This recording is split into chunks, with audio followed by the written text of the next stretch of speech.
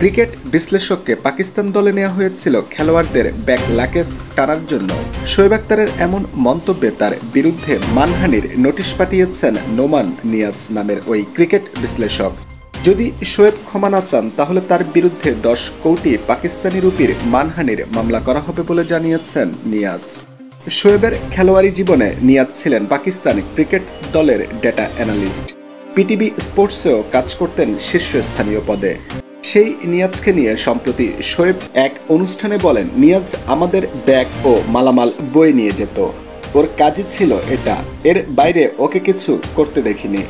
নিয়াজ পাকিস্তানের ক্রীড়াঙ্গনে বেশ পরিচিত, বিশেষ করে মিডিয়া পাড়ায়। তাকে নিয়ে শোয়েবের এই বক্তব্যে তার হইচই পড়ে যায়। এর জেরে নিয়াজ আইনজীবীদের মাধ্যমে নোটিশ পাঠিয়েছেন শোয়েবকে।